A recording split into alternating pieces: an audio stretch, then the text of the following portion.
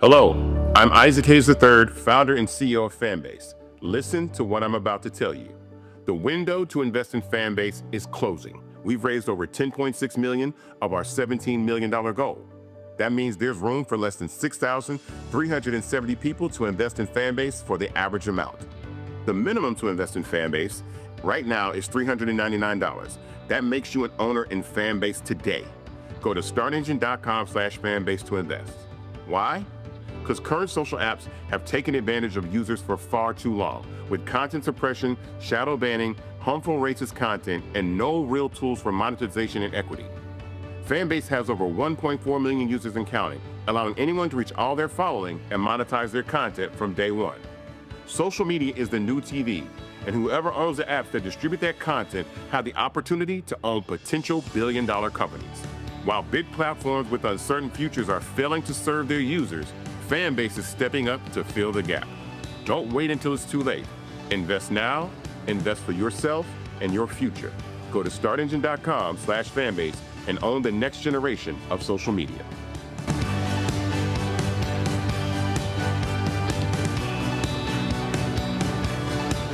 Folks, Black Star Network is here. Hold no punches. I'm real revolutionary right now. Black power. Support this man, Black media. He makes sure that our stories are told. Thank you for being the voice of Black America, Roland. Stay black. I love y'all. All momentum we have now, we have to keep this going. The video looks phenomenal. See, this difference between Black Star Network and Black-owned media and something like CNN. You can't be Black-owned media and be scared. It's time to be smart. Bring your eyeballs home. You dig?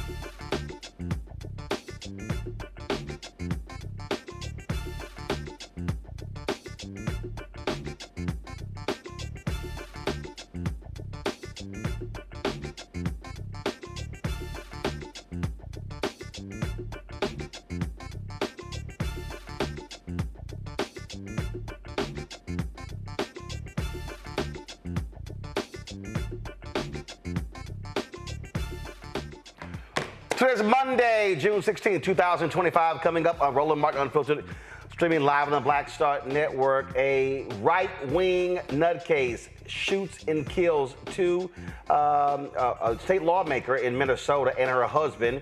Shoots another state lawmaker and his wife 17 times. And the FBI says he visited the home of several others on the same night. We'll show you the FBI news conference. We'll talk to a state lawmaker in Minnesota about this devastating political assassination.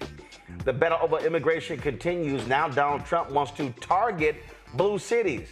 Yet the places where you have the most undocumented workers are red states. Why is he not talking about them? It's a whole lot we're going to be unpacking today. Even that joke of a parade over the weekend where Trump was saying, oh, 250,000 people. Y'all, it wasn't that. It wasn't even close to that. And, of course, the No Kings protest took place all across the country. We'll show you what took place there as well. Folks, it's time to bring the funk on Roland Martin Unfiltered on the Black Star Network. Let's go. He's got whatever the miss, he's on it. Whatever it is, he's got the scoop, the fact, the find. And when it breaks, he's right on time and it's rolling. Best believe he's knowing. Putting it down from sports to news to politics.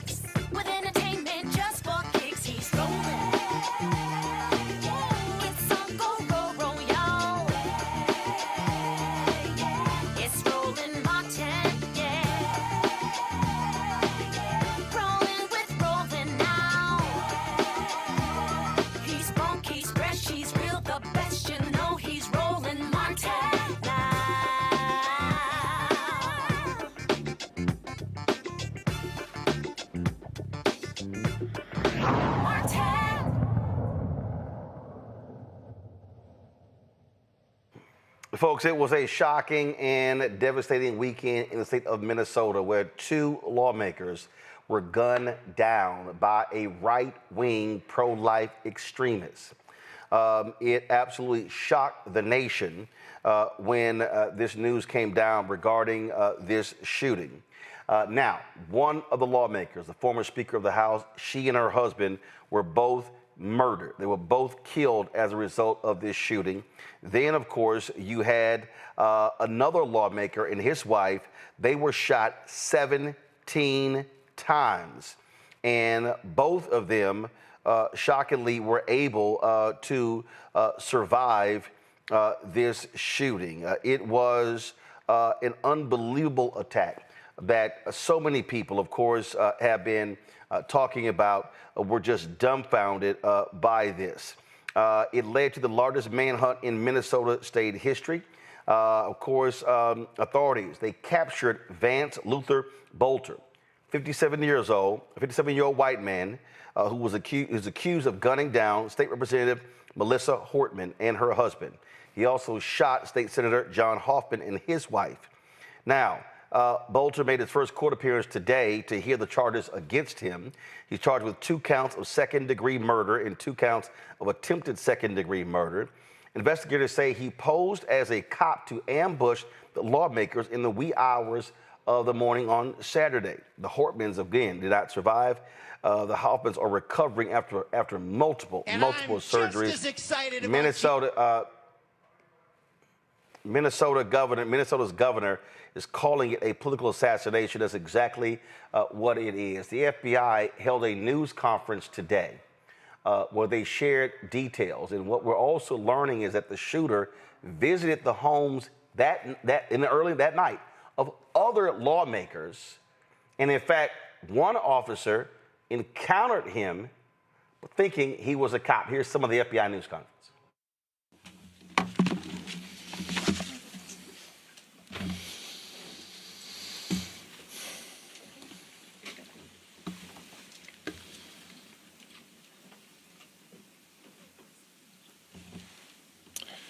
Good morning. My name is Joe Thompson, and I'm the acting United States Attorney for the District of Minnesota.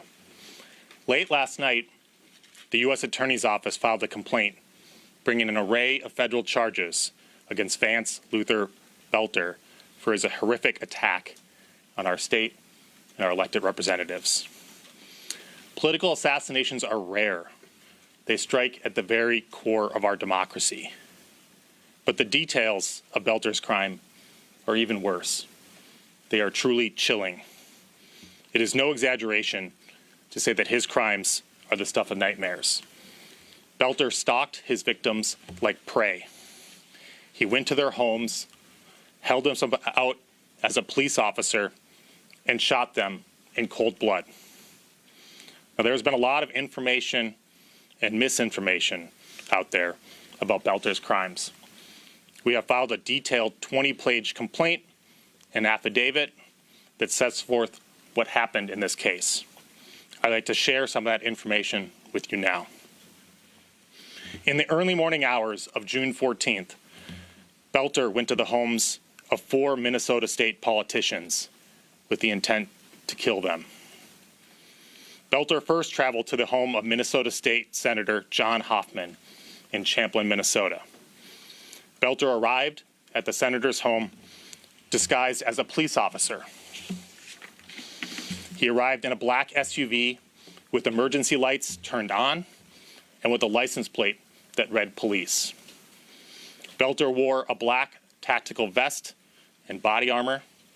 He carried a flashlight and a Beretta 9mm handgun. He also wore a hyper-realistic silicone mask. Senator Hoffman had a security camera.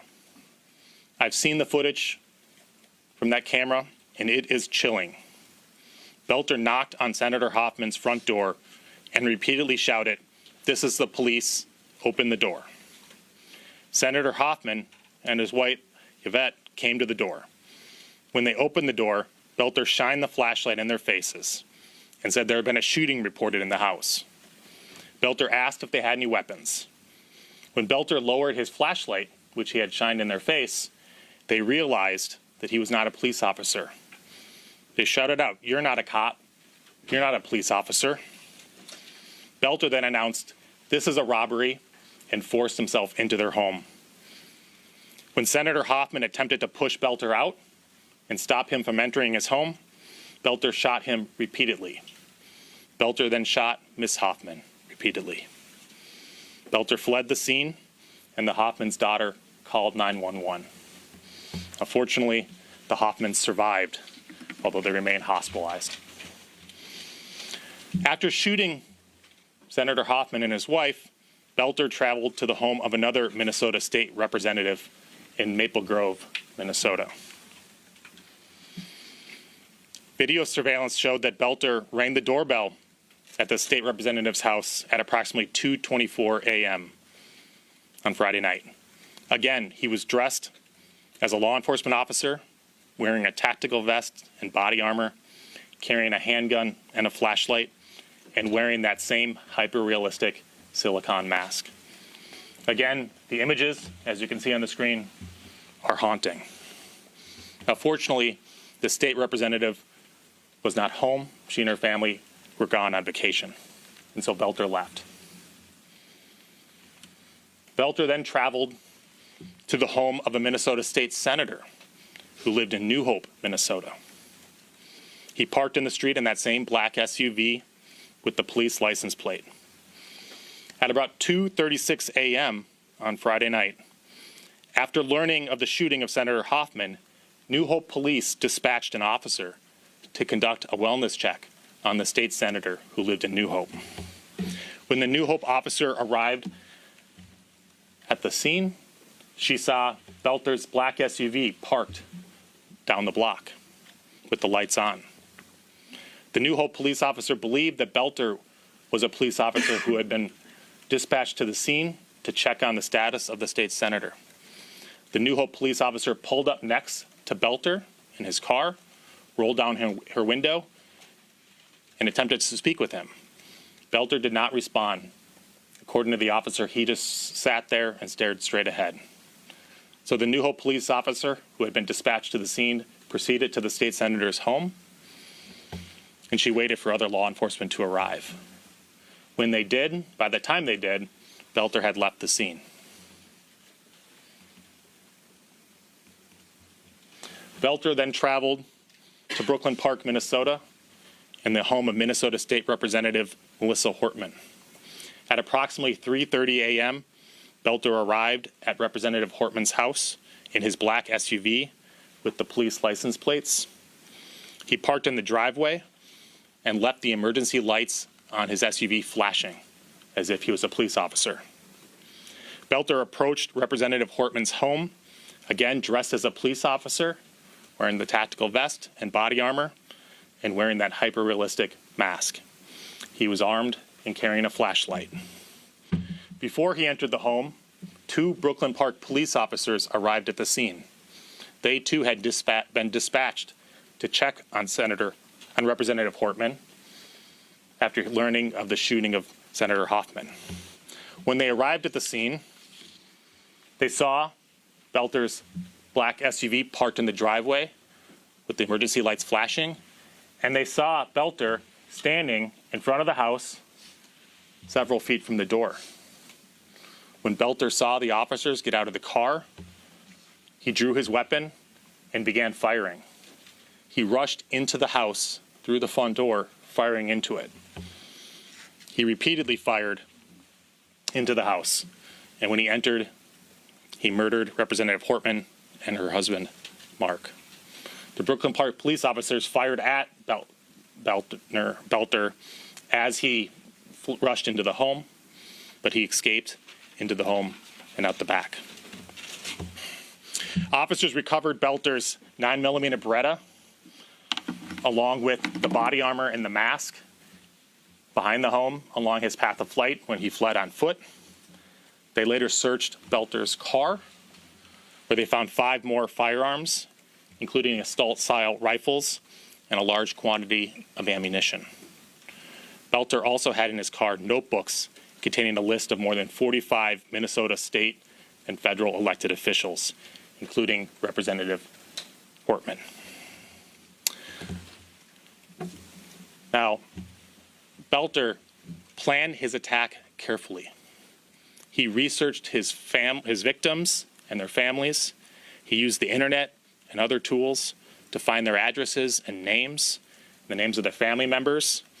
He conducted surveillance of their homes and took notes about the location of their homes. He also prepared in other ways.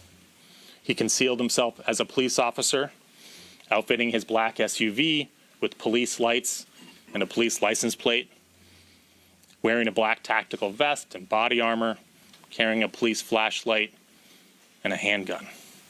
And of course, he wore that hyper-realistic silicone mask as seen on the surveillance videos. The video of his arrival and shooting of Senator Hoffman is truly chilling. Again, it's no exaggeration to say this is the stuff of nightmares. There's a photo of the firearms found in Belter's abandoned SUV. Based on these crimes, we brought a federal complaint charging Belter with an array of federal charges. Counts 1 and 2 charge him with stalking. Count 1 charges him with stalking Representative Melissa Hortman using interstate facilities. And that's Title 18, United States Code 2261. The statutory penalties there are life in prison. Count 2, similarly, charges him with stalking State Senator John Hoffman using interstate facilities. The maximum penalty of that count is 20 years in prison. Counts 3 and 4 charge Belter with the murder of Melissa and of the Hortmans using a firearm in violation of 18 U.S.C. 924J. And these are punishable by a term of life imprisonment or even death. And counts 5 and 6 charge him with shooting the Hortmans and the Hoffmans using a firearm, and both of those counts also carry a maximum sentence of life in prison. Now, before I finish my remarks, I want to say a little bit about law enforcement and the manhunt that we've heard about the last 2 days. Over the past 48 hours, federal, state, and local law enforcement from throughout the state of Minnesota have worked together to carry out the largest manhunt in Minnesota history. Now, a lot has been said about law enforcement in recent weeks, but make no mistake, the men and women of our federal, state, and local law enforcement put their lives at risk and on the line to keep Minnesota safe. They work tirelessly, day and night, to make sure that the tragic events of Friday night ended without further violence or bloodshed. We owe them all a debt of gratitude, and they will forever have my respect and admiration. I'm going to turn it over to Special Agent Alvin Whitson from the FBI. Thanks, Joe. Was, of course, the U.S. Attorney. And as you heard, this is the FBI there in Minnesota. We're going to take some of his comments, then we're going to go to the State Representative. Go. Field office, which covers the states of Minnesota, North Dakota, and South Dakota. I want to begin by extending my deepest condolences to the families of the victims and to the community that has been shaken by this devastating act of violence. Our thoughts remain with those who are grieving and all who have been impacted by this tragedy. Over the weekend, the people of Minnesota and the nation have been watching closely as this case has unfolded. The Minnesota Bureau of Criminal Apprehension provided a detailed update yesterday, so I won't repeat those specifics. This was a targeted attack against individuals who answered the call to public service.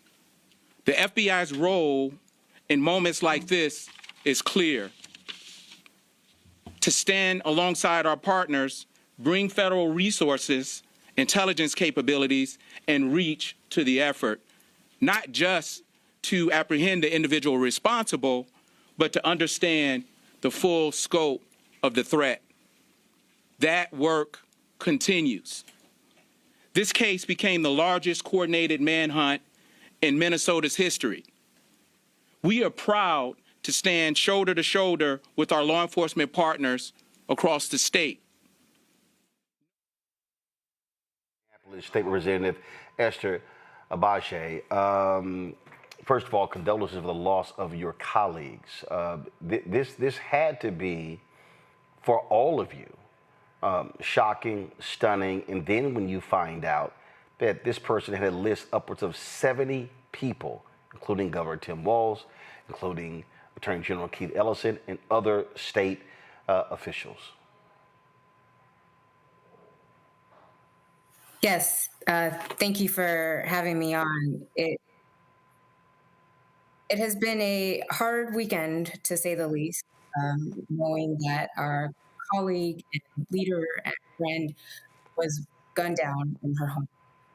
And then to find out that other legislators, local leaders, whether they were at the state level, the federal level, or the local level, were also on that list. And so I think all of us are just dealing with what that means and the increased threats and safety potentially.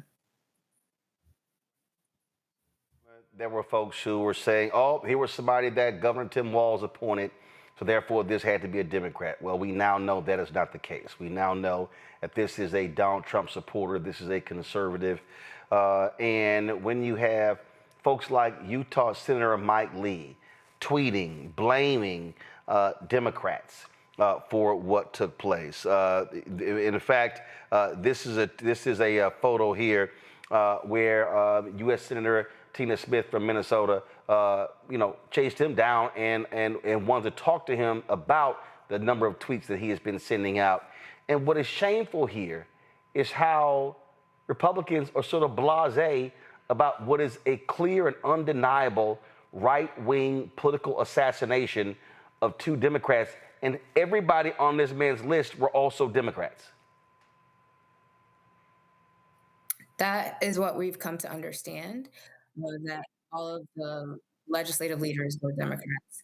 And so I think that does say something about the world that we're in and the rhetoric that people continue to use. And I think it behooves us to ensure that those of us who are in elected positions are using our platforms for positive uses. And so I think, I'm glad that Senator Klobuchar went and confronted Senator Lee about his words. And I think it would make sense for all of us to be more intentional with our words moving forward. Understand is, as a result of this, you and all others, you now have to take serious precautions. You now have to assess every single thing about safety in your offices, your home safety, and again, people expect to be able to trust law enforcement, and to have this person with a mask over his face, if y'all have the photo, and then of course impersonating a cop, and these lawmakers believing that he was legitimate. Yeah, it's really scary that someone would take an impersonation of a police officer, whereas many of us are taught to see the police as someone who's there to protect you, someone who's there to keep you safe, someone who provide you information. And this person took complete advantage of that, went to him in the middle of the night. They're thinking that this is someone who's there to give them information or there to help them, and this is someone who harmed them. So I think that'll be very scary for a lot of people, talk less of elected officials moving forward. Indeed, indeed. And it was, again, one of the point I was making, this is Mike Lee here. He tweets, "Nightmare on Wall Street." I mean, he's literally mocking what took place. This is what the gunman looked like when he visited the home. This is how he actually looked. But that is a really shameful and despicable tweet when you have two people, a husband and a wife, one a former Speaker of the House, gunned down, two others, a state representative and his wife, shot 17 times.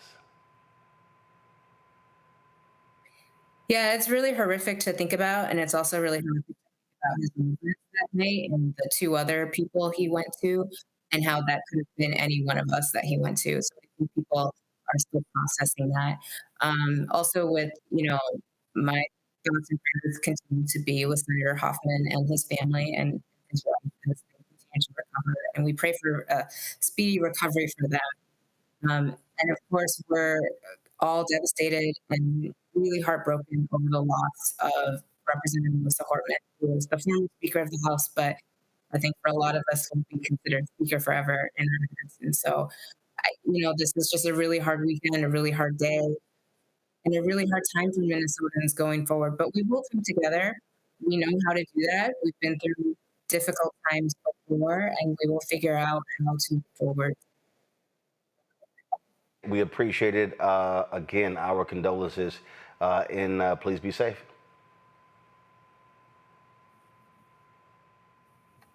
All right, folks, gonna go to break. We'll be right back right here. Roland Martin Unfiltered on the Black Star Network. On the next Get Wealthy with me, Deborah Owens, America's Wealth Coach, Dexter Jenkins is a faith-based financial mentor with more than 20 years in the financial services industry.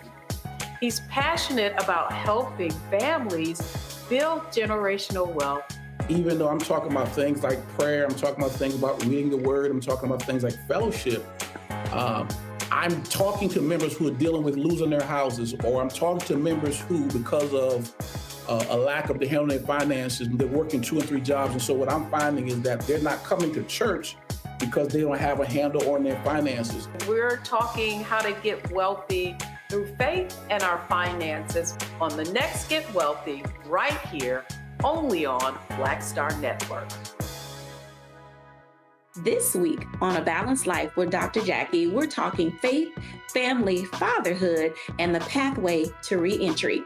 Most of us, in some way, shape, form, or fashion, have had someone in our lives, whether it was a grandfather, a father, an uncle, a brother, or a cousin, who has been incarcerated or justice impacted.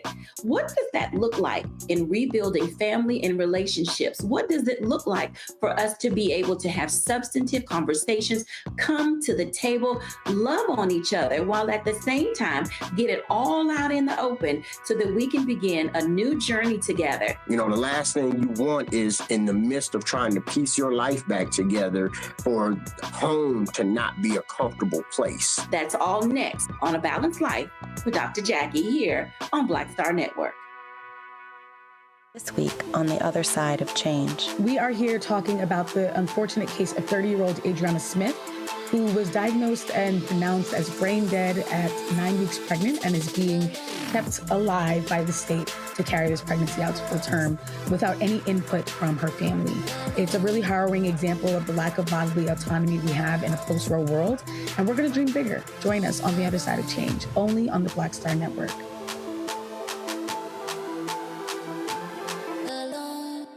Next on the Black Table with me, Greg Carr. Dr. Kwasi Kanadu, author, scholar, and healer. He is one of the truly representative thinkers and activists of our generation. I had a dream, a particular night, and when I woke up, several ancestors came to me, and they came to me and said, "We really like what you're doing, but you have to do more." His writing provides a deep and unique dive into African history through the eyes of some of the interesting characters who have lived in it, including some in his own family. The multi-talented, always fascinating Dr. Kwasi Kanadu on the next Black Table here on the Black Star Network. Hello, I'm Paula J. Parker. Truly proud on the Proud Family. I am Tommy Davidson. I play Oscar on Proud Family, Louder and Proud. Hi, I'm Jo Marie Payton, voice of Sugar Mama on Disney's Louder and Prouder, Disney Plus. And I'm with Roland Martin on Unfiltered. Folks, lots of drama today in the federal trial of Sean Diddy Combs. Candace Kelley, legal analyst, joins us right now. Candace? Yes, I want to make sure. Can you hear me okay? Because there's a little bit of it's like a reverb I'm getting. Yep, we got you. Go ahead. Okay, all right. Well, listen, as you may have heard, juror number 6 has been dismissed. This juror is a 41-year-old Black man.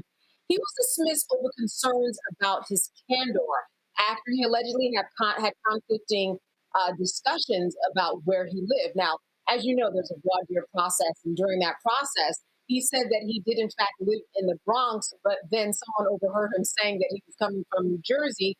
So the juror had to talk to the judge about where he lived, and he flipped back and forth so much that the judge says, "Listen, we can't trust you. It seems as though you are not being candid. It seems as though you are trying to actually get on this jury." Now, the defense certainly they argued against this because this was a 41-year-old Black man replaced by a 57-year-old white man, and they said that there was an unfair disadvantage in this. They argued this to do with race. What we are saying here is that he's not as candid as he should have been, and because of that, it seems a little suspect in terms of his motives.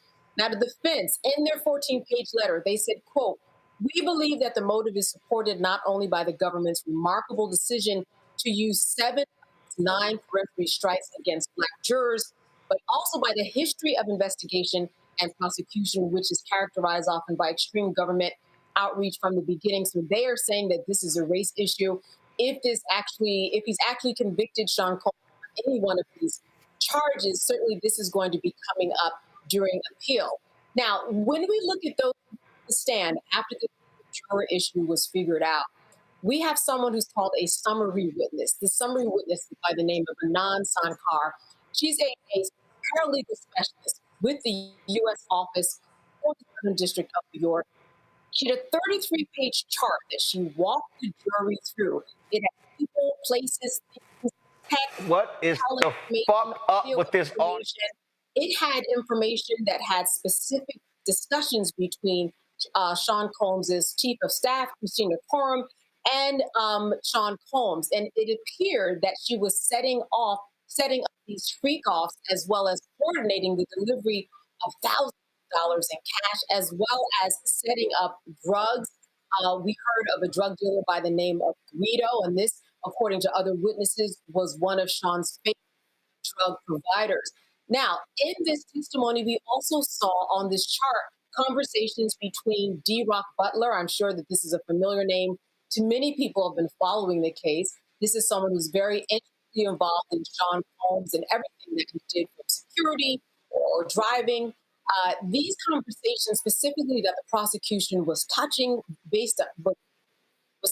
upon, was based upon the fact that Mia, if you remember Mia, she took the stand earlier, a couple of weeks ago, and she said that after the Cassie Ventura beating video came out, that it was Sean Combs and D-Rock who reached out to her incessantly for a week, trying to convince her she thought that, this is actually a normal relationship that Cassie and Sean Combs were having. She also pointed out that D-Rock tried to allegedly attempt to send her some money, perhaps to try to bribe her in order to say something positive about Sean Combs in light of this beating video.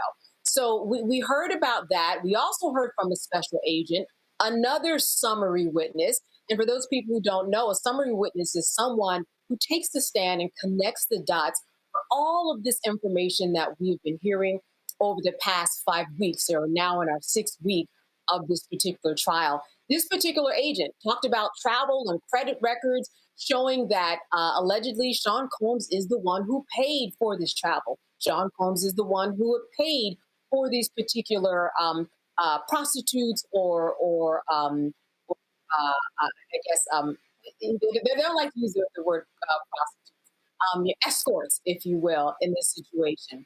Also, we heard about jewels. Cassie Ventura talked a lot about jewels. So what the prosecution was trying to do with these summary and last and final witnesses is to say, hey, we may have Christina Coram, the chief of staff, coming to the witness stand, but we do have these digital records that connect her to everything that has been taking place. Now, on cross, The defense is saying, listen, there are periods of time where Christina and Sean don't reach out to any of the witnesses that have come before us and taken the stand to give their testimony. So they're saying that this wasn't something consistent, that this is something that happened every once in a while, and that there was no coercion that was consistent. That's the point that they are trying to make.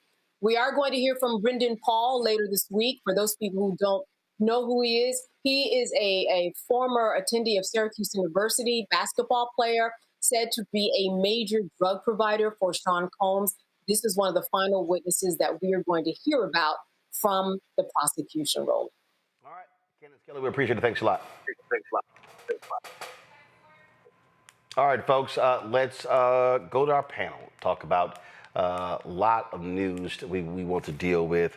Again, it's a whole lot, and of course what took place in Minnesota is on the minds of many. Dr. Omekongo Dibinga, Senior Professor of Lecture, School of International Service, American University, author of Lies About Black People, How to Combat Racist out of Washington, D.C. Dr. Julianne Malveaux, economist, president emerita, Bennett College, author of Surviving and Thriving, 365 Facts in Black Economic History, also joining us from D.C. Kelly Bethea, communication strategist from D.C. as well. All right, folks, when we look at what took place in Minnesota this weekend, Julianne, and then when you look at the Republican response, which is quite muted, this was a literal political assassination. This man wanted to take out some 70 people. And I guess for them, oh, well, he was a Democrat, so no big deal. And they keep talking about far-left violence. But he was a so-called pro-lifer, so you were upset, you're pro-life, but you choose to kill 2 people, and you really tried to kill more than that. That really is sadistic and insane. Well, to call it insane is an understatement. I mean, this is the derangement that, quite frankly, I may be going a step too far, but I believe that this extremism is fueled by the extreme language that we're hearing these days emanating from the top. The extreme that paints the left as extreme, paints people as out of order. I mean, Mayor Karen Bass has talked, I don't know how many times, about how the contrast between what's really happening in LA and what those people are saying is happening in LA. 30,000 people on the street and only 5 arrests. I mean, come on now. You get more arrests than that at a ball game when MAGA people start drinking beer.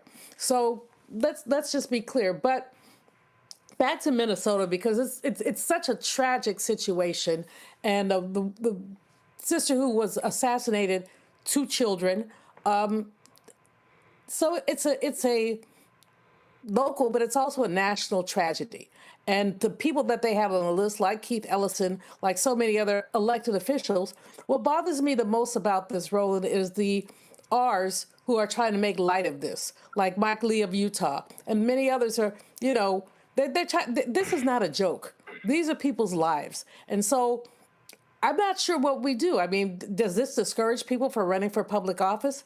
Does it mean that we have to have more security for people? Yes.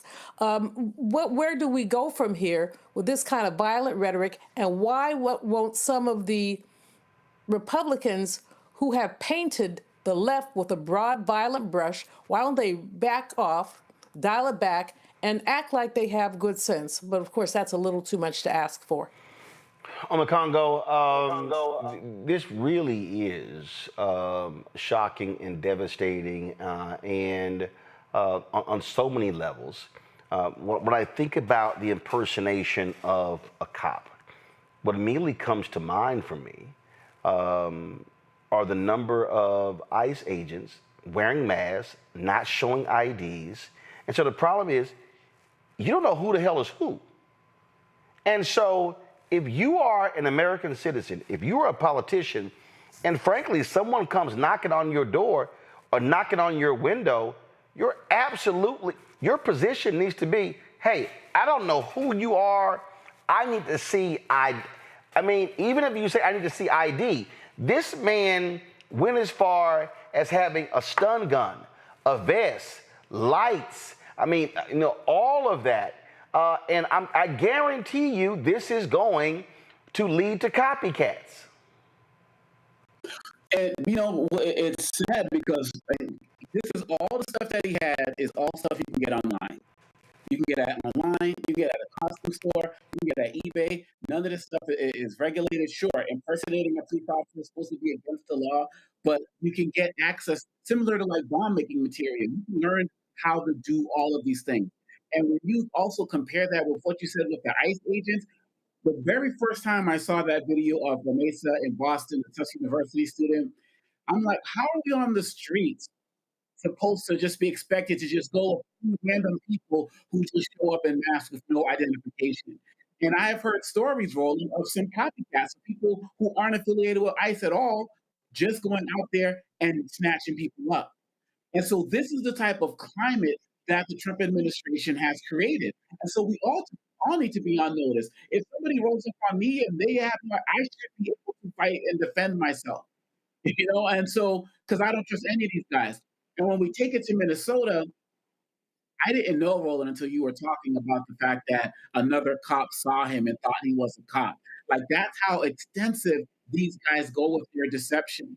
And so we all have to be on edge as it relates to something like this. I like what they said when Governor Walz and the other members were putting out warnings.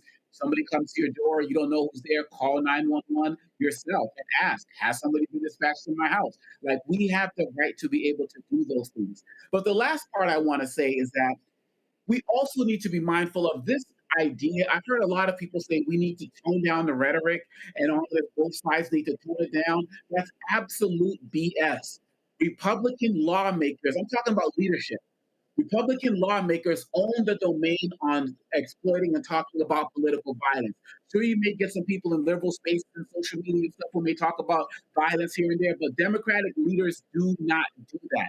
Democratic members of the Congress and House, the people who need to tone it down are the Republicans. And it starts from the top, and it starts with Trump. So all of those people who are saying we need to tone it down, if you're not going to say his name, if you're not going to say the Mike Johnson's names who said that Newsom should be tarred and feathered, other folks that Padilla should be arrested, other guys saying, violence is sending out Christmas cards with your kids holding guns, and y'all not going to call that out directly, you are not being serious about this as well. One of the ladies, who got shot, who survived, she got shot covering her trying to protect her daughter. The wife who's call out the Republicans, and they own this domain. And when we talk about, again, these Republicans can talk all they want to about far left rhetoric. Kelly, is real simple. It was the right that did what they did on January 6th. It was the right that tried to kidnap Michigan Governor Whitmer. I mean, they can try all this they want to, but if there's any group that is about the business of violence, it's these right-wingers. I mean, they essentially adopted the racist white Christian nationalist viewpoint, right? Which at its core is extremely violent, extremely aggressive. I mean, you talk about Proud Boys, you talk about KKK, you talk about neo-Nazis and the like. I don't recall this man being affiliated with anything explicitly, but it is clear that he ascribes to those schools of thought by what he did. And all of that was essentially adopted by the far right and really centered right by ignoring the far right in all of these activities, and certainly this assassination attempt and that went through. So I don't ascribe to the school of thought that people are lone wolves or anything like that. Everything, and this person was indoctrinated with everything that is out there regarding racism, anti-Semitism, any type of xenophobia, Picketism. He took and absorbed that school of thought, and that is how we got to where we are. Republicans need to take ownership of that and any type of change, because it clearly didn't come from the left.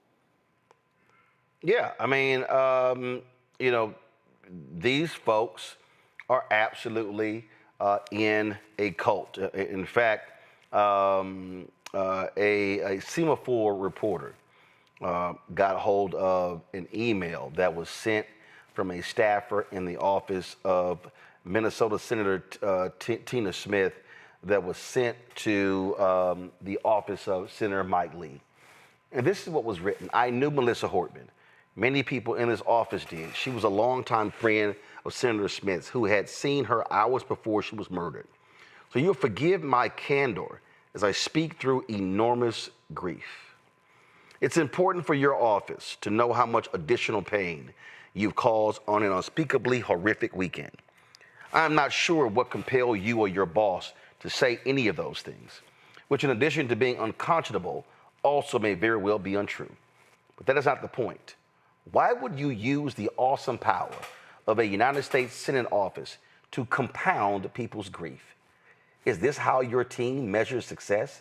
Using the office of U.S. Senator to post not just one, but a series of jokes about an assassination. Is that a successful day of work on Team Lee? Did you come into the office Monday and feel proud of the work you did over the weekend? Let's recap Saturday so you fully understand what Minnesota was going through. Melissa Hortman and her husband were murdered. Senator Hoffman and his wife were shot numerous times and remain hospitalized. By the grace of God, it appears they will survive. Senators are discovered to be on a hit list of an armed man on the run, Senator Lee's colleagues. And the decision of the office of Senator Mike Lee was not to publicly condemn the violence or to express condolences to her shattered children. It was to intimate that Melissa and Mark somehow deserve this by making jokes. Did you have any consideration for the survivors in her family, for the housemaids in the hospital, for their families? You exploited the murder of a lifetime public servant and her husband to post some sick burns about Democrats. Did you see this as an excellent opportunity to get likes and retweets? Have you absolutely no conscience, no decency? I pray to God that none of you ever go through anything like this. I pray that Senator Lee and your office begin to see the people you work with in this building as colleagues and human beings. And I pray that if, God forbid, you ever find yourself on the receiving end of the kind of grace and compassion, first of all, you ever find yourself having to deal with anything similar, you find yourselves on the receiving end of the kind of grace and compassion that Senator Mike Lee could not muster. Let me be perfectly clear to everybody who's watching at home and who's listening. Senator Mike Lee is a callous, pompous asshole. He's a despicable son of a bitch. I don't give a damn how you feel about Democrats. For you to say these things when two people gunned down, that woman covered her children, shielded them from being killed. Family dog shot, had to be euthanized. The man wanted to kill others. And you think it's cute to make fun? And here's the crazy thing. His party isn't condemning him. Do you think for a second that if a Democrat did such a thing, if Republicans had been gunned down, do you think that person's fellow Democrats would say nothing? Do you think they would be silent? No. They would be condemning that fellow Democrat. But here we sit as this cult, this shameless, despicable cult, follow that pathetic, moral degenerate that sits in the Oval Office, because keep in mind, that asshole, Donald Trump, made fun when Nancy Pelosi's husband was attacked by a crazed individual with a hammer. But see, that's who they are. Let's joke about it. Let's make fun of it. Oh, this is just exciting. Every Democrat should take to the floor of the United States Senate and condemn Senator Mike Lee. And in fact, they should introduce a motion to censure and put every Republican on the record to see if they idly stand by and defend that pathetic, decrepit son of a bitch from Utah. Now, I don't call folks those terms, but in this case, Utah Senator Mike Lee is an absolute piece of shit and deserves to be called out. And so does every single Republican that remains silent in the face of this political assassination. This party claims to be filled with evangelicals. This party claims to love Jesus. This party claims that, oh my God, they are the moral standard. No, they're not. They're fake Christians. They're hypocrites. They're charlatans. That's who they are.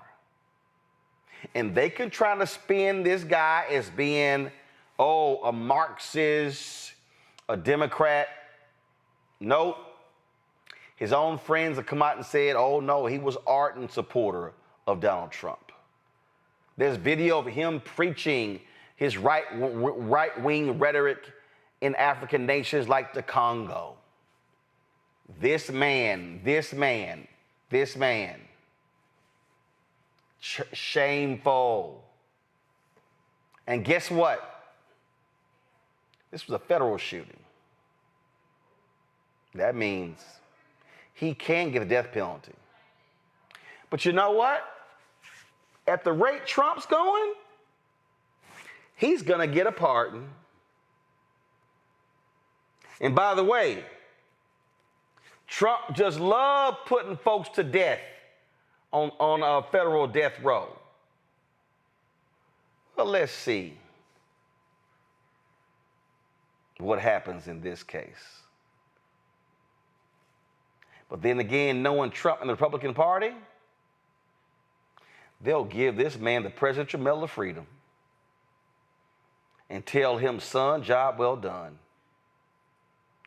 Because that's who they are. When we come back, we're going to talk immigration and how this thug in the Oval Office wants to target blue Democrat-led cities when it comes to immigration. Oh, but did y'all hear? He said, don't raid farms, don't raid hotels, don't raid restaurants. That's because his supporters complained that their businesses were being disrupted. We'll talk to a California Congresswoman next about that. Folks, support the Roland Martin Unfiltered Show, the Black Star Network as well, by joining our Bring the Funk fan club. The goal is to get 20,000 of our fans contributing on average $50 each a year. That's $4.19 a month, 13 cents a day. You get to support all the shows on the network. We got some great stuff coming down the pipeline as well. Looking forward to it. So if you want to contribute via Cash App, Use the Stripe QR code. You see it right here. Click the Cash App button to continue to contribute. Checks and money order, make them payable to Roland Martin Unfiltered. You can mail them to P.O. Box 57196, Washington, D.C. 20037-0196. PayPal is R Martin Unfiltered, Venmo RM Unfiltered, Zelle Roland at RolandSMartin.com, Roland at RolandMartinUnfiltered.com. Back in a moment. This week on The Other Side of Change. We are here talking about the unfortunate case of 30-year-old Adriana Smith, who was diagnosed and pronounced as brain dead at 9 weeks pregnant and is being kept alive by the state to carry this pregnancy out to full term without any input from her family. It's a really harrowing example of the lack of bodily autonomy we have in a post-Roe world, and we're going to dream bigger. Join us on The Other Side of Change, only on the Black Star Network.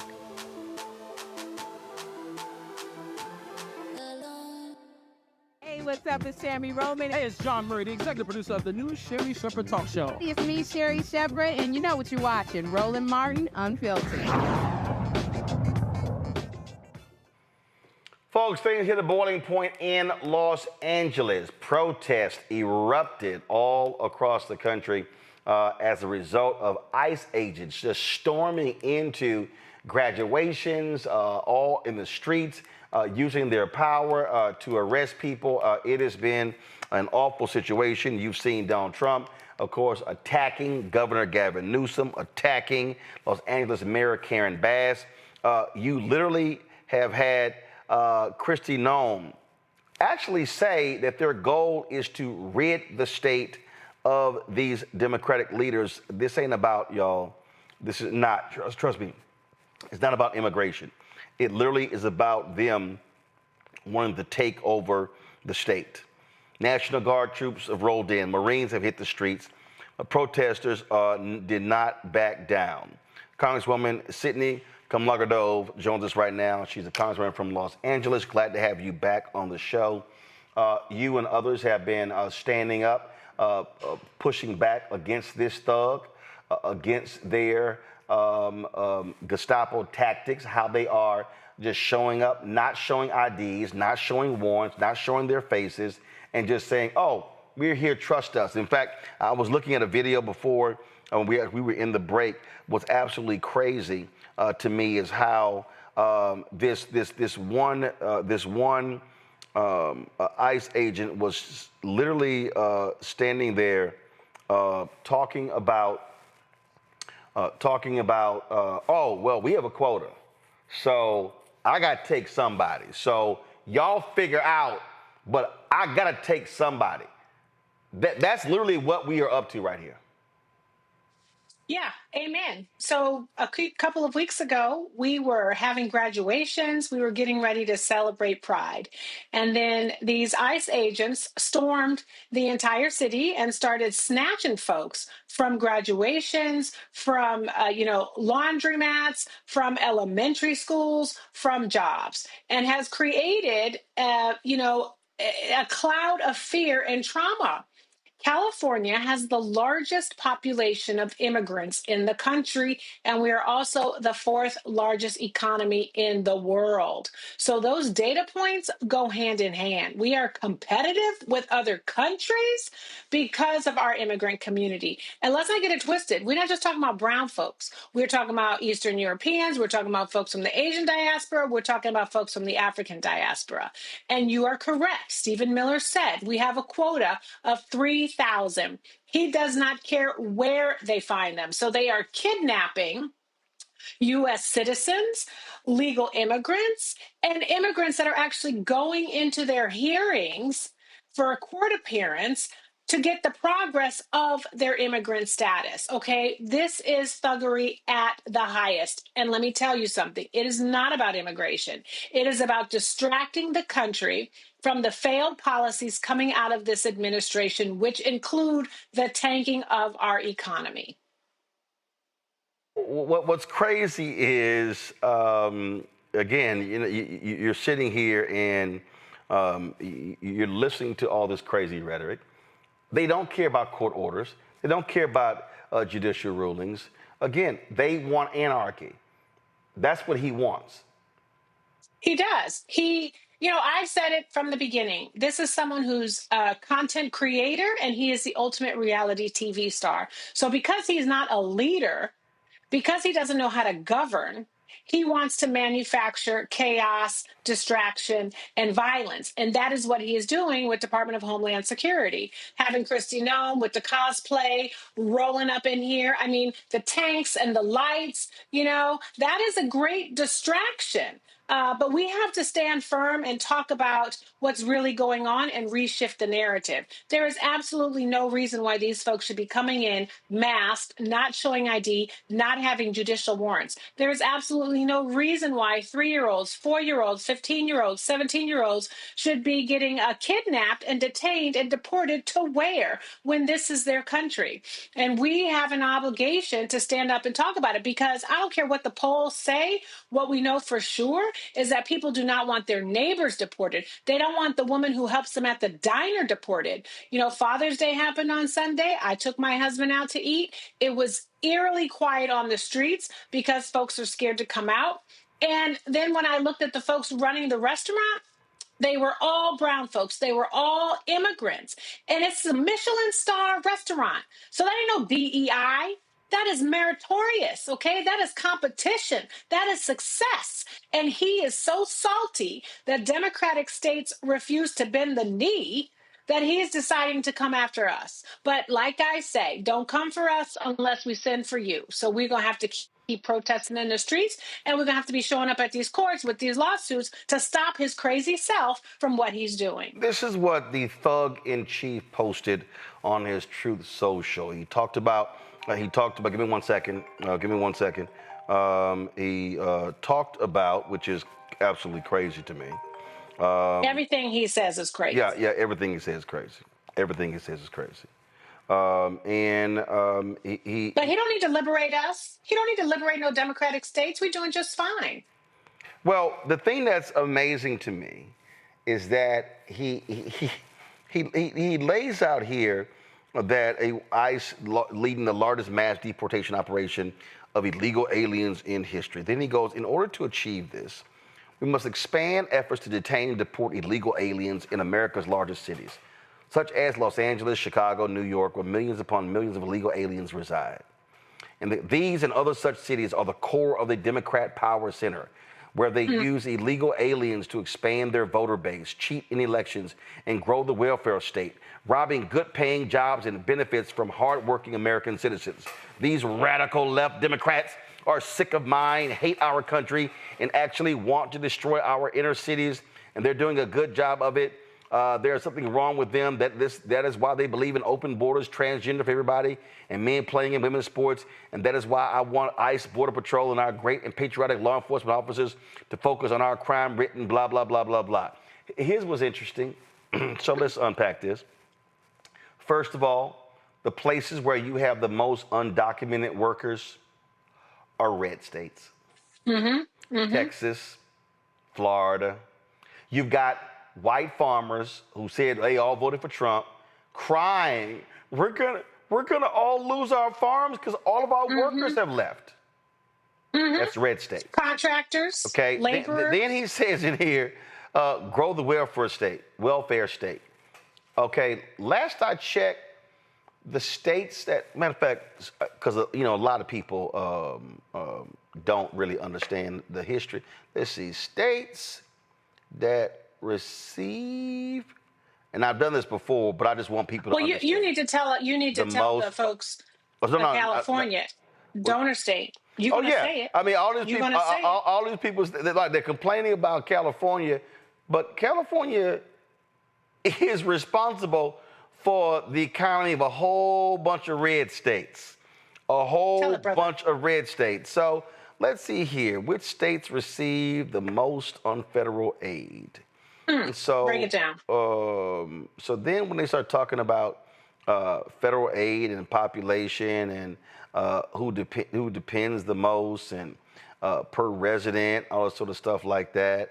Alaska, the highest rate of federal funding. It's a lot of, they got Republicans representing them.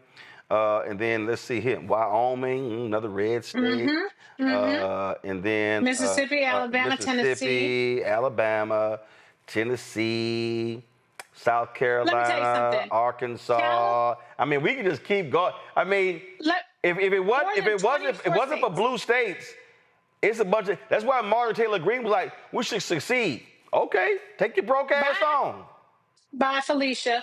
Let me tell you something. California gives more money to the federal government than we get back, and we give more money than 24 states combined.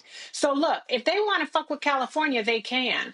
We're already having discussions about, can we withhold our money? Because those 24 states, most of them red, depend on revenue coming from the state of California. This is why he doesn't want to talk about the economy. You know, they can focus on immigration, but it was all of his donors, like you said, and not just farmers, folks in the restaurant business and food services, folks in apparel who are calling and saying, hey, don't go after my folks. There are contractors that don't have any laborers anymore, folks who have worked with them for 15, 20 years, part of their family.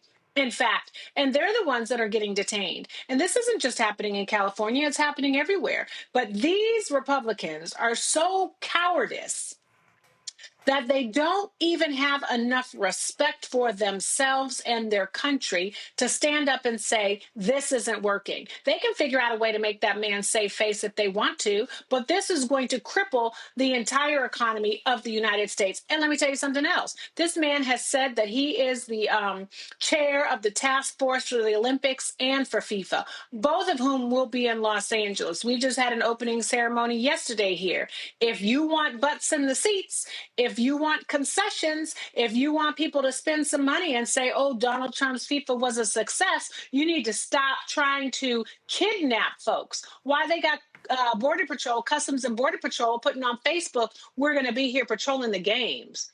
Why they have Mexico have to call Trump and say, don't be taking our people when they're coming up here, because ICE can't decide who's legal, who isn't, who's a rich person and who isn't. They're just going to be snatching because they are racially profiling.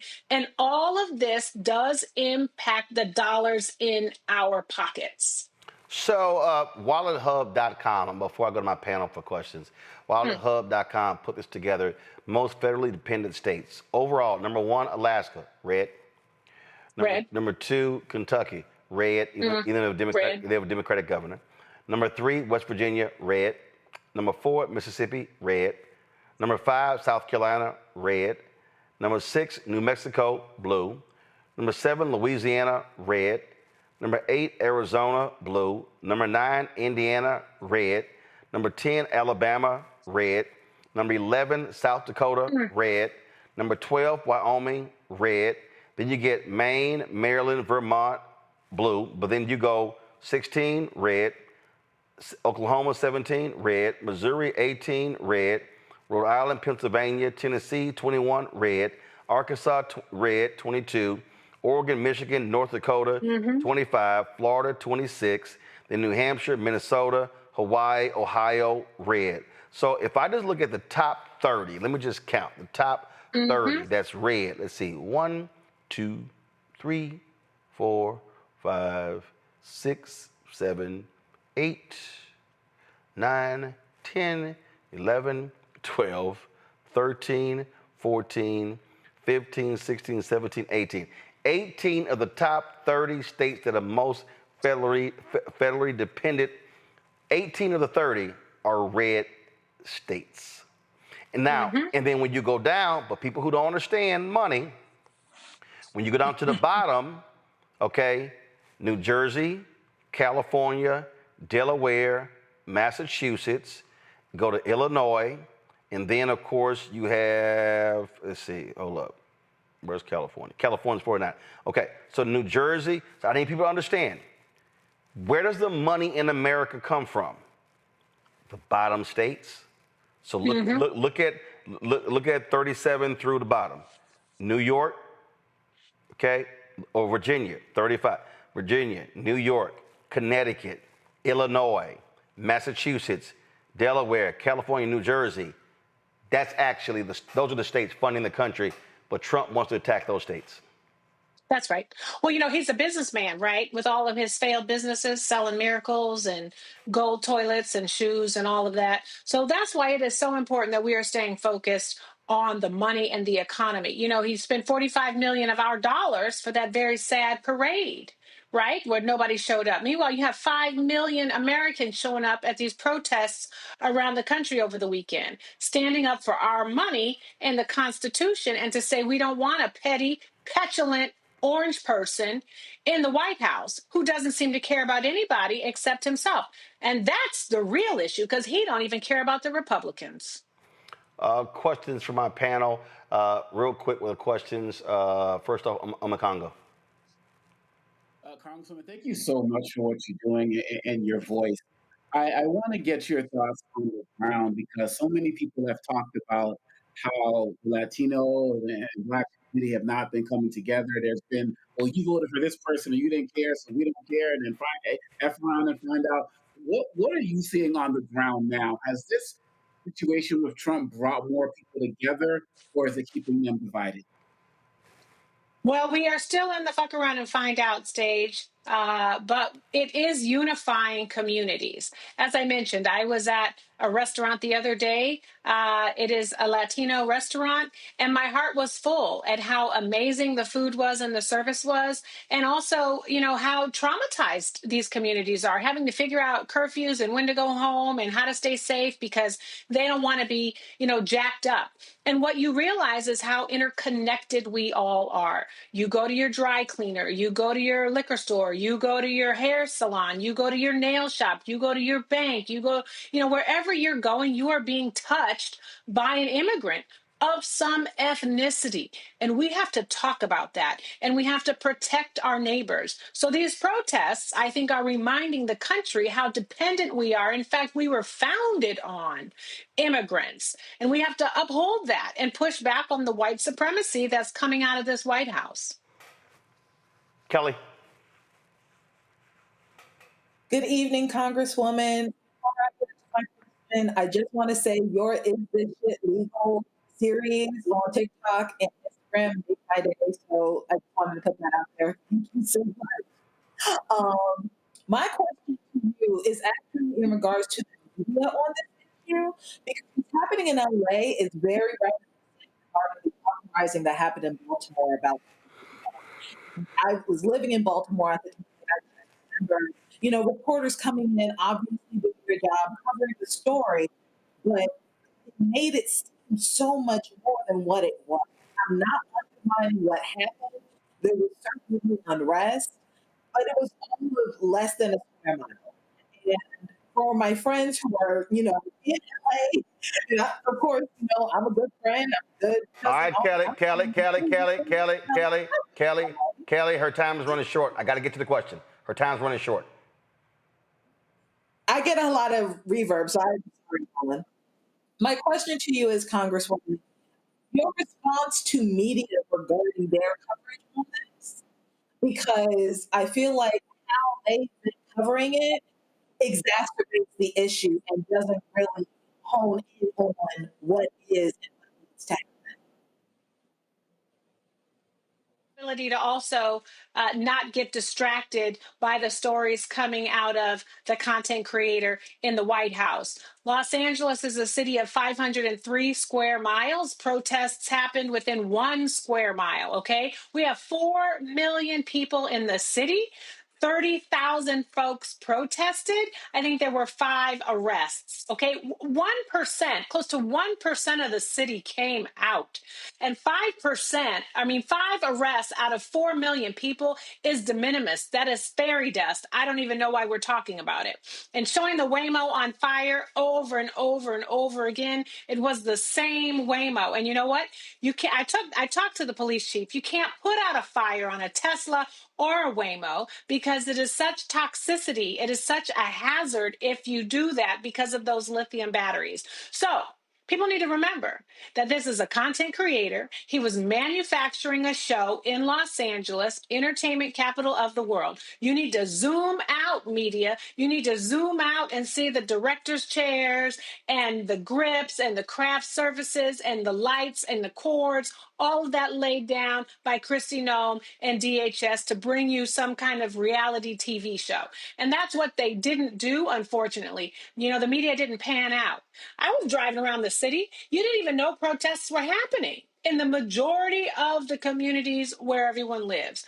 And so, you know, the media has an obligation to correct and tell the real story. Julian. Congresswoman, thank you for your leadership and for your work. I'm reminded of a play by Douglas Turner Ward. It was written in the late 60s called Days of Absence. In that play, all the black people disappeared. And the question became, what would we do? I mean, white folks were going crazy because they couldn't even wash their own dishes. And so they were begging black people to come back. There's a parallel in terms of our anti-immigrant status. What would we do if immigrant people disappeared? That's why the Orange Man decided to lift his anti-immigration stuff for farm workers, hospitality workers, and select others. What is, I know that our Democrats are in the minority, and I know that we send some fearless fighters from California. Julian, the Congresswoman literally has to go. I got to get your question. Come on. Okay, so here's my question. What's next around immigration, and where is the resistance? Well, I mean, the resistance is in the streets. 5 million people on a Saturday across the country standing up and saying this man is a buffoon and he's tanking your economy is the beginning of a resistance. Now, how we maintain that, we have to continue to maintain it. It is important that we remind folks that we have been winning in elections. We you know, Wisconsin Supreme Court, a couple of seats in Pennsylvania, Omaha, Nebraska. You know, those were red seats with the exception of the Supreme Court, but those were red seats that turned blue. And keeping that Wisconsin seat was incredibly important for us in terms of the judiciary.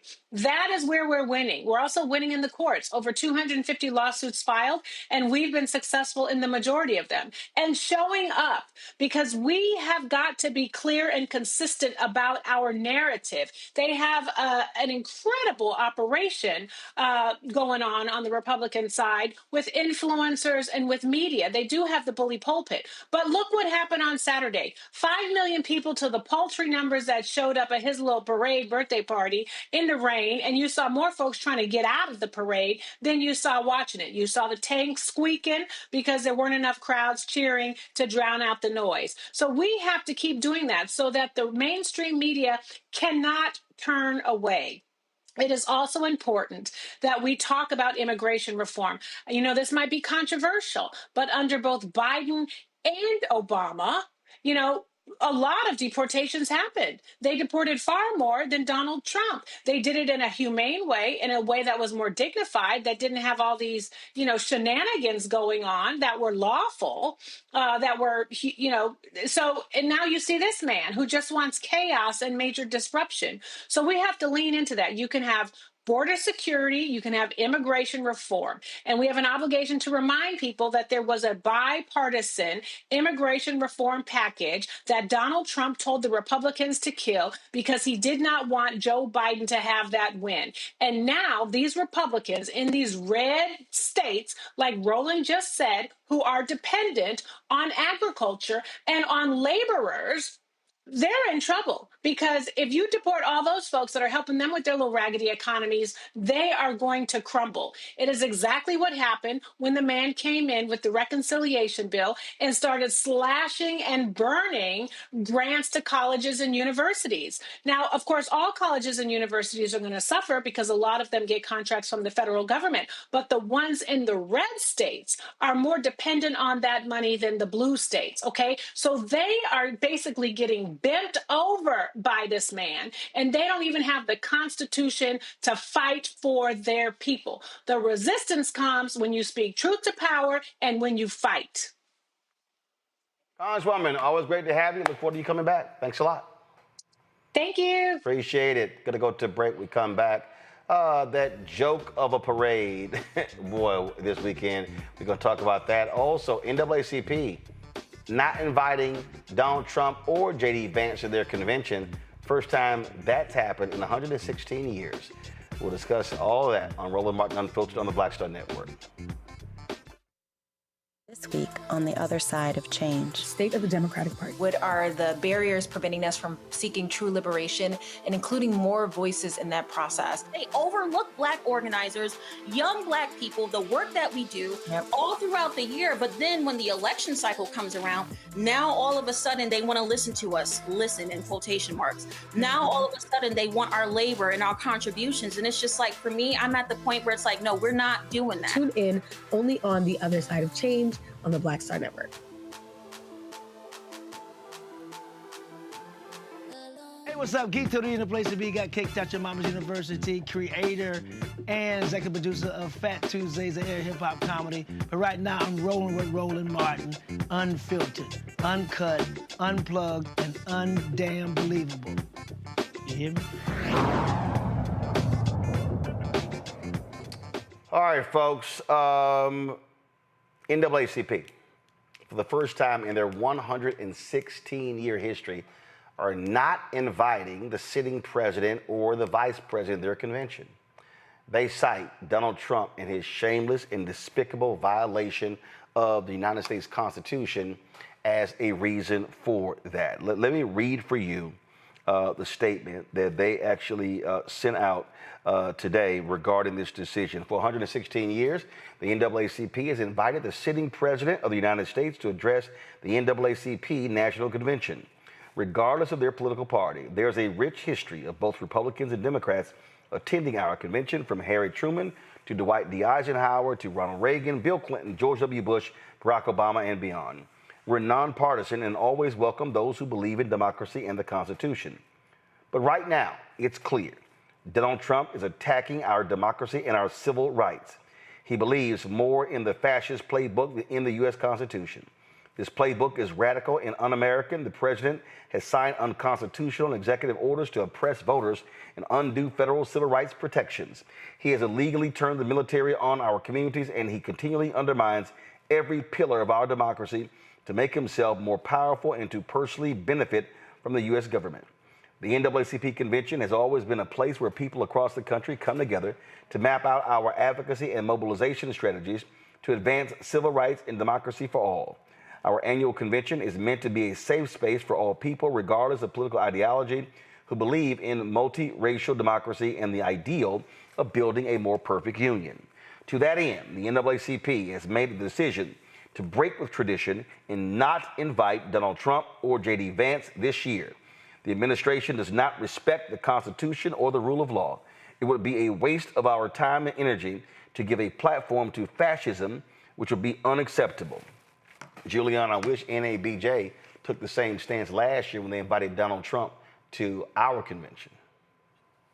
I agree with you fully, Roland. I think the NAA has always, I remember, years ago, protesting some of the people who have been invited, but they've been very, very nonpartisan, and basically it's a sitting president. We respect a sitting president. This president is a lightning rod for disrespect. There is nothing about him or his policies that deserve respect. Right on to Derek and the NAACP for drawing a line there and saying, oh, hell no, because all he's going to do is go in there and lie. I mean, just basically lie. These people don't know the truth of it, laid in the bed with them. I mean, so it's really important for us to draw some lines here. Understanding a number of things. One of the things that I frequently point out is that these Republicans talk about Joe Biden's mental acuity. But we have a living example of someone unraveling in our faces, unraveling with just pure lies. But the other thing is he has no place in our civil rights organizations, our traditional civil rights organizations, when he's attempting to take DEI away, when he wants to take names off of airplanes and submarines, Medgar Evers, Harriet Tubman, Ruth Bader Ginsburg. Come on, these are our allies. And so to do that is to basically thumb his nose in our face. And if we were to invite him under those circumstances, to paraphrase Roland Martin, we would be a bunch of GD fools.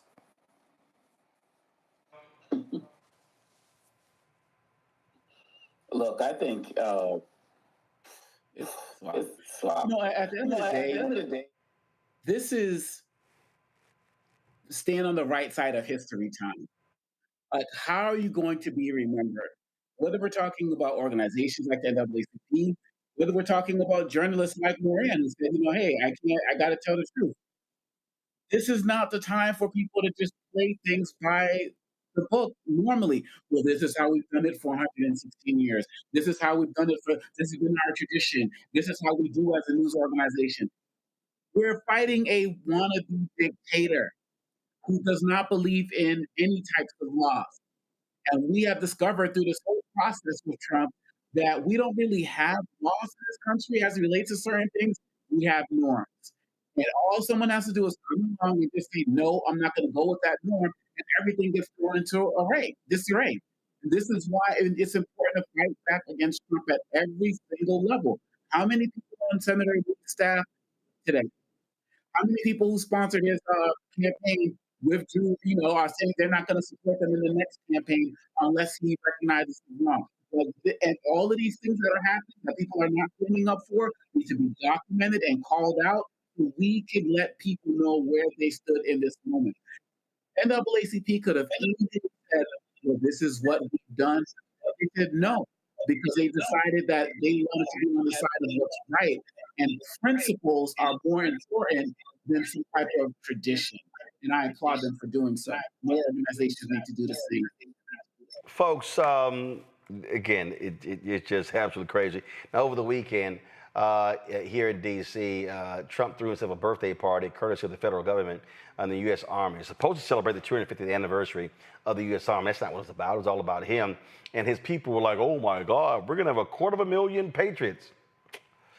No, it wasn't even close. As a matter of fact, that idiot Stephen Chung, who was Trump's communications director, that fool actually sent out a tweet thanking, it was just stupid. Let me find this stupid tweet. He goes, amazing, despite the threat, let me pull it up, y'all. He goes, amazing, despite the threat of rain, over 250,000 patriots showed up to celebrate the 250th anniversary of the U.S. Army. God bless the USA. Y'all, this ain't 250,000. This ain't matter of fact, you have more people at the Taste of Soul in Los Angeles than you had at this little, y'all, come on now. Come on now. It's gonna be more people at Essence Fest than was at this little bitty get-together this fool had. And y'all know he was falling asleep at multiple times in the event. Yeah, boy, look at them, boy, I love to, look at all that space. Look at all that space. I could hit some golf balls in all that space. It's a joke. That's all it was. It was trash. And of course, the No Kings protest dwarfed this crap. Millions of people in Los Angeles, Philadelphia, in West Palm, small towns all across the country, they were protesting this idiot. Omekongo, I just thought it was hilarious seeing these right-wingers try to defend this. In fact, one of the things that jumped out at me, Omekongo, I saw this tweet, and when I saw the video, I was like, I think the troops don't give a damn about this Trump parade.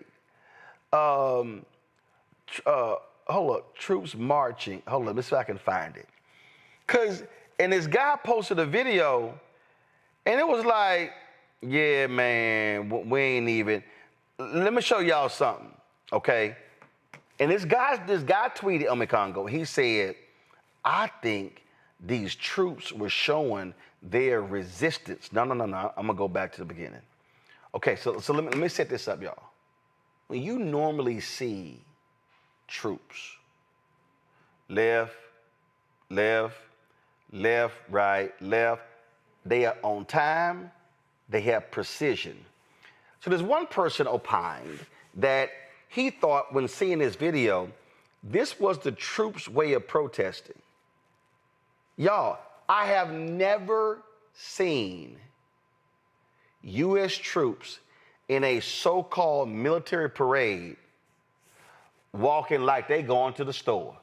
Check this out. Y'all, they just walking.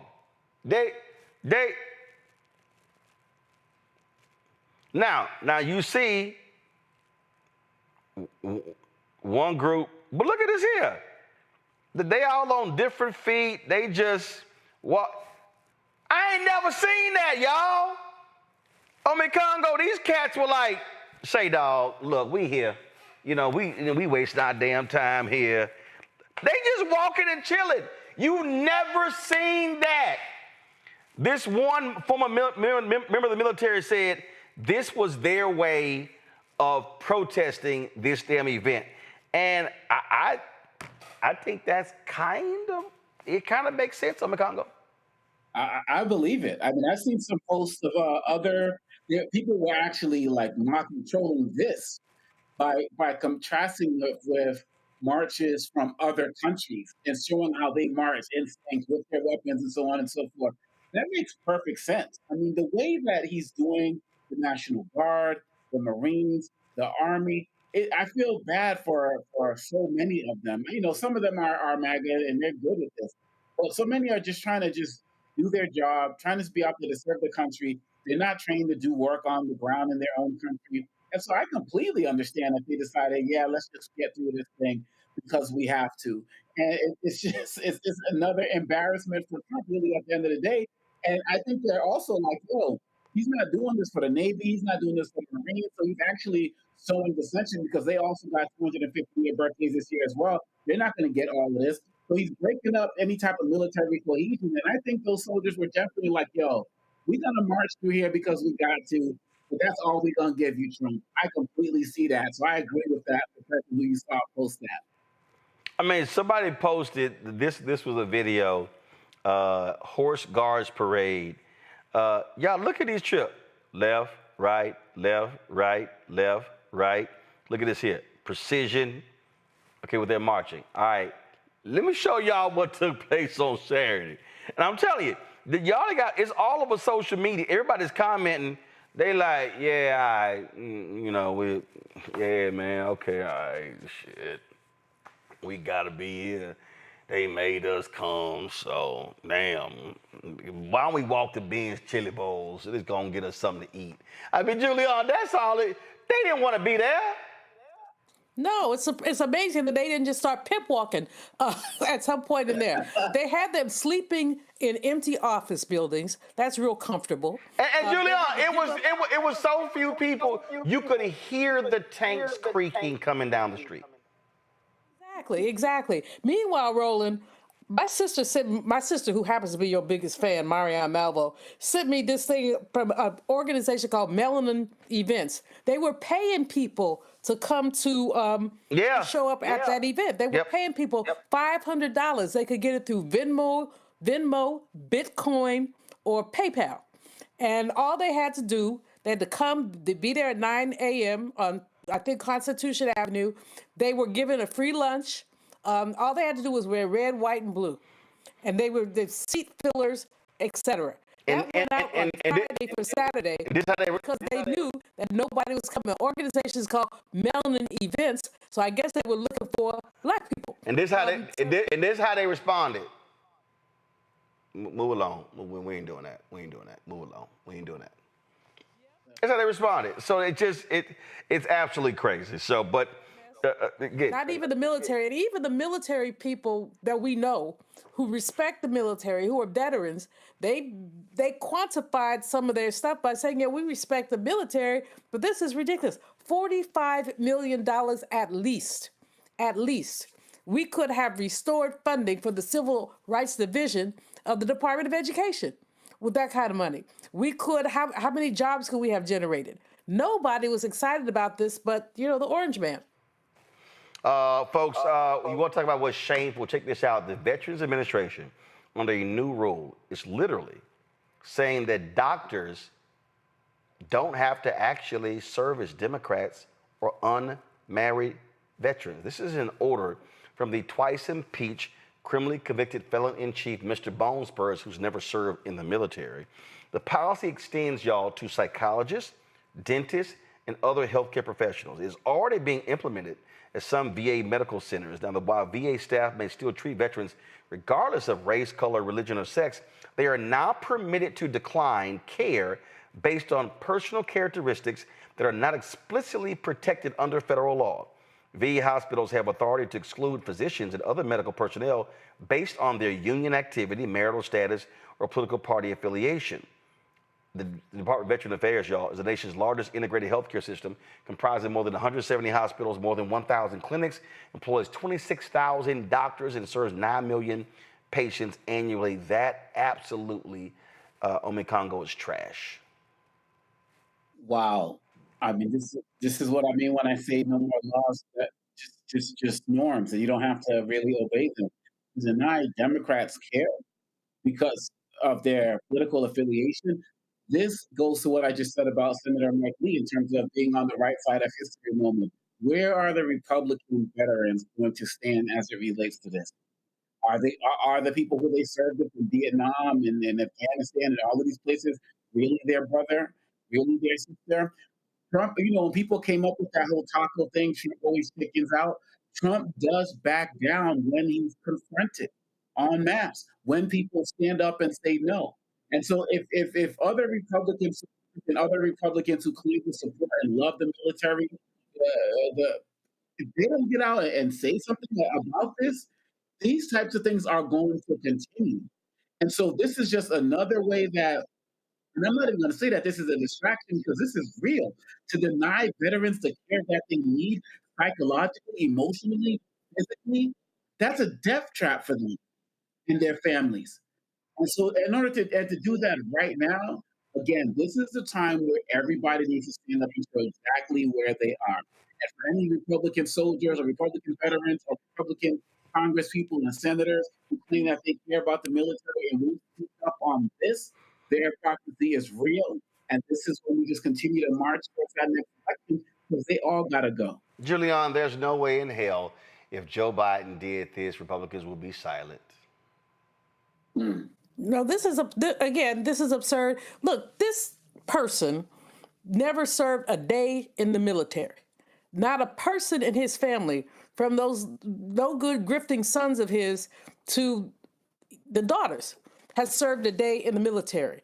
And yet, what they come up with is something punitive toward veterans, punitive in terms of saying, well, any individual worker, they're not saying we won't treat you, but any individual physician, as an example, can say to an unmarried woman, an unmarried female veteran, let's be clear, that I don't want to treat you. They can, obviously, there's some implications here around choice and issues around reproductive health. So if someone needs something around those issues, the doctor may feel free to say, oh, no, I don't feel like doing that. And don't drive up into the parking lot with a Biden sticker on your car, because you very well may then be denied health care. This is absurd, but it is consistent. And Omekongo is absolutely right. Here's the deal. When will Republicans who have good sense, and I realize that's a shrinking population, but when will Republicans with good sense who know better stand up and say, oh, hell no? And the fact is that they drank the Kool-Aid, every little bit of it, and then they put their tongue back into the glass to get the grains out. They are afraid to go against this man. But if they go against him on issues like this, they're basically letting us know what kind of patriots they are. What we right now know is that they basically are, like I said, they drank the Kool-Aid. He's Jim Jones, and they're about to die. Yeah, absolutely. All right, folks, let's talk about something they wanted to do regarding Medgar Evers. Of course, last week was the anniversary of the assassination of Medgar Evers, gunned down in his driveway. Well, this idiot Pete Hegseth, one of the most grossly unqualified secretaries of defense in American history, I say he's number one. He wants to actually remove Medgar Evers' name and those of others from battleships. Yes, the latest is the USNS Medgar Evers, named for the World War II veteran and former NAACP field secretary in Mississippi. He is there are 8 Navy vessels named after activists. Cesar Chavez, Harvey Milk, Ruth Bader Ginsburg, of course, Supreme Court Justice, and also, of course, major lawyer before that, Harriet Tubman, with it now all under review. Defense Secretary Pete Hegseth is pushing to rename the ship, part of a broader move to erase what he called wokeness from the military. Hegseth said he wants to restore the military's warrior ethos. The Evers family says it's personal. They call the plan malicious and despicable. And of course, South Carolina Congressman Jim Clyburn blasted it, saying it isn't about politics, it's about preserving white supremacy.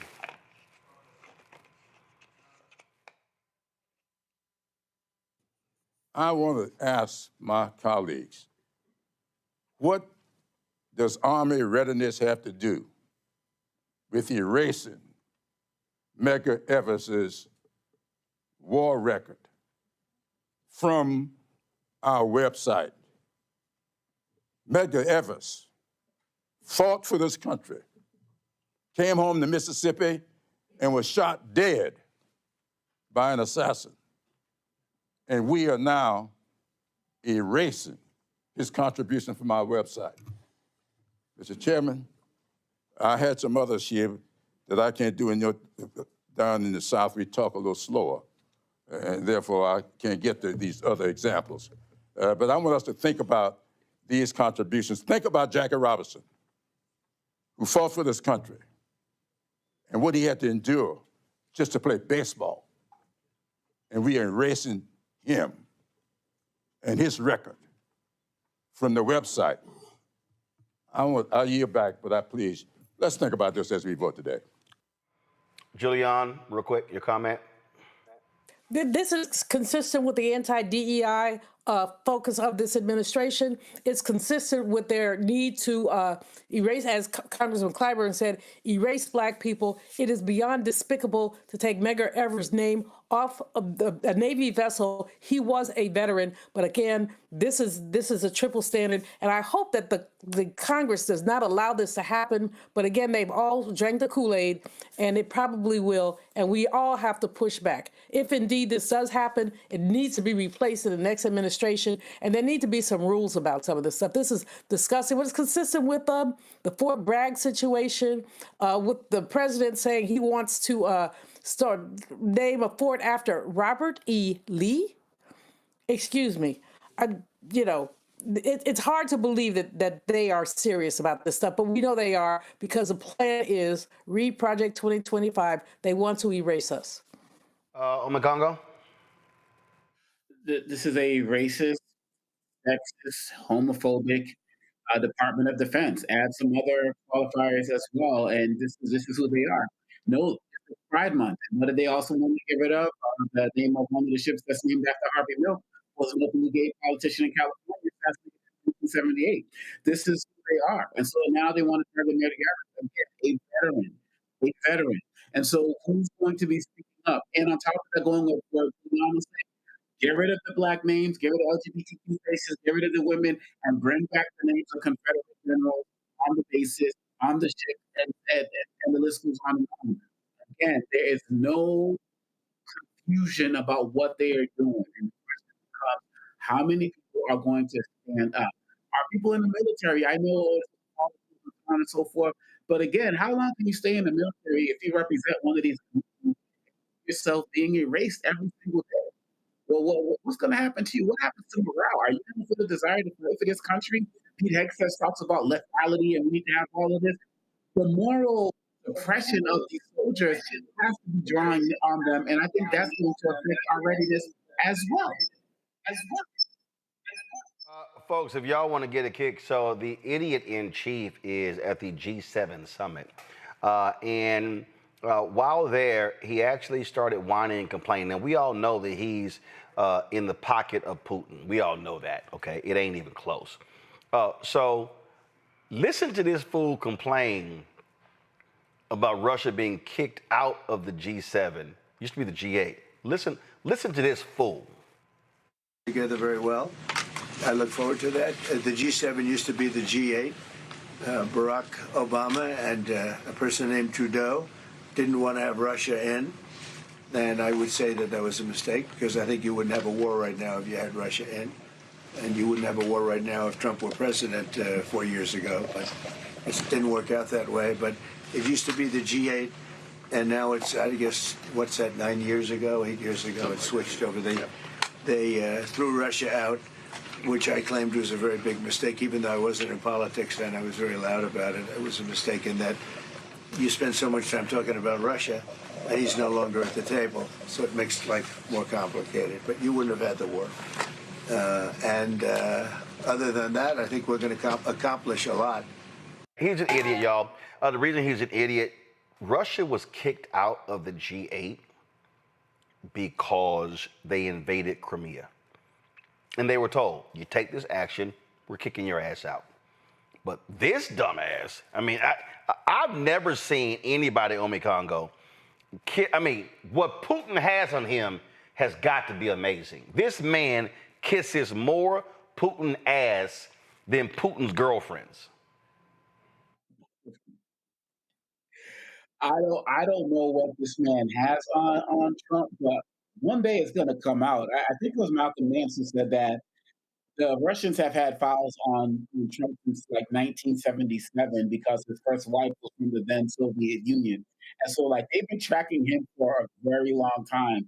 And the way that it's just disgraceful that the way that he defers them at every single junction. And Putin doesn't care about anything he has to say about Ukraine.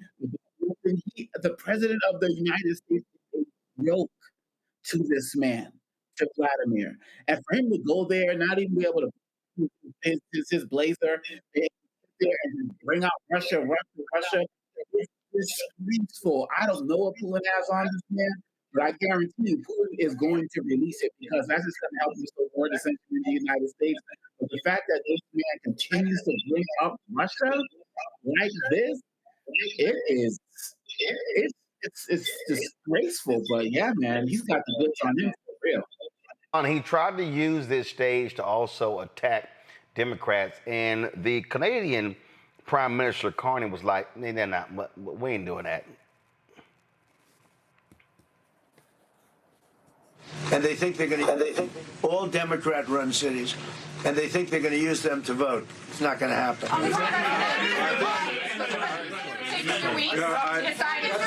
That's it. Thank you. If you don't mind, I'm going to exercise my role, if you will, as G7 chair, since we have a few more minutes with the president and his team, and then we actually have to start the meeting to address some of these big issues. So thank you. Thank you, media. Let's go. Thank you. That's it. That's it. Thank you very much. Out. Go, guys. Out. Thank you. Katie, let's go. I mean, that's exactly what you have to do, because that dumbass would have kept talking and talking and talking and talking and talking and talking and talking and talking like he always does. And it's crazy. And then the other thing is, he actually think he runs the G7. He thinks he runs the G7. He doesn't. We truly have an idiot representing the United States. Well, you know, Roland, once we were referred to as the most powerful nation on the globe, once, maybe a year ago, and maybe since World War II. But what we are witnessing before our very eyes is the denouement of the power of the United States, the end of our eminence. We're looking at a weaker dollar with alternative currencies being explored. We're looking at waning influence with Netanyahu doesn't care what he says. Putin doesn't care what he says. I mean, if I want to read pornography, I guess I would want to look at the file. But since I don't do pornography, we're going to pass on the file and just say, you know, with 50 years or 100, it'll probably all come out. But meanwhile, beyond an idiot, we have a venal grifter whose purpose is not to support and defend the Constitution, nor the people of the United States. His sole purpose is to make a lot of money for the Trump family, to institute a racist agenda, and to show contempt for institutions that it took, decades, centuries to put together. So no, our institutions are not always perfect, but this fool has taken a vessel and just thrown it on the ground like a petulant child, watching it shatter into thousands of shards just so he can walk around and feel large and in charge. And it's only feel, and that's only actually, without being gross, when they change his diaper on time. So that's all. I mean, we're literally watching our country implode. We are. All right.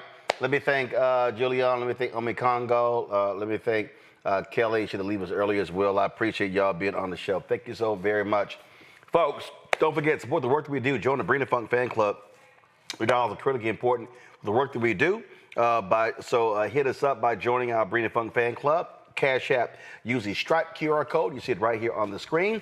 If you want to give me a Cash App, go there. If you want to support us via check and money order, make it payable to Roland Martin Unfiltered. Send to P.O. Box 57196, Washington, D.C. 2003 7-0196.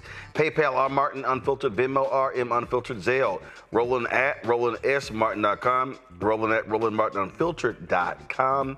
Also, download the Black Star Network app, Apple phone, Android phone, Apple TV, Android TV, Roku, Amazon Fire TV, Xbox One, Samsung Smart TV.